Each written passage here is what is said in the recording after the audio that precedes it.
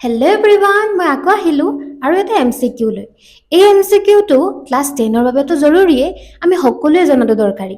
চ' ইয়াতে MCQটো হ'ল বায়'লজিৰ, ঠিক আছে। বায়'লজিৰ হ'ল ইয়াতে জীৱ কেইটামানৰ নাম দিয়া আছে আৰু হৃদযন্ত্ৰৰ কোঠালীৰ সংখ্যা দিয়া আছে, ঠিক আছে।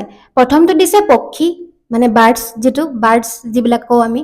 উভচৰ দিছে, উভচৰ মানে এম্ফিবিয়ানছ এনিমেল যিবিলাক, হয় নাই? মানে কি ক'বলৈ বিচাৰো, আমি যিবিলাক এক্সাম্পল ধৰি লোৱা ভেকুলী হৈ গ'ল, সাপ হৈ গ'ল, মানে যিবিলাকে কি কৰে স্থলতো থাকিব পাৰে আৰু জলতো, মানে মাটিতো থাকে আৰু পানীতো থাকিব পাৰে, তেনেবোৰক আমি উভচৰ প্ৰাণী বুলি কওঁ। তাৰ পিছৰ পইণ্টটো আছে মৎস্য, মানে ফিছ যিবিলাক, হয় নাই? এইবিলাকৰ আমাৰ হৃদযন্ত্ৰৰ কোঠালী, মানে হাৰ্ট চেম্বাৰ কেইটা আছে দেখাব লাগে। চ' ইয়াতে 2, 4, 3 তিনিটা অপশ্যন দিয়া আছে। এতিয়া এই অপশ্যনবোৰৰ ভিতৰত অপশ্যন চিটো হ'ব কাৰেক্ট। কি হ'ব মই কৈ দিছো চোৱা। অপশ্যন চিটো মানে 1 হৈ যাব বি, পক্ষীৰ থাকে 4টা কোঠালী।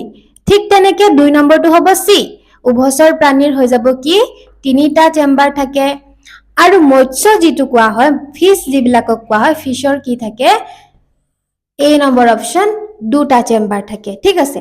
এতিয়া মোৰ এটা কুৱেশ্যন আছে যিটো আমি চবেই জানো, তথাপিও কমেণ্টত জনাবাচোন। আমাৰ হৃদযন্ত্ৰত কেইটা কোঠালী আছে, মানে আমাৰ হাৰ্টত কিমানটা চেম্বাৰ আছে, সেইটো মোক কমেণ্টত জনাবা, অ'কে।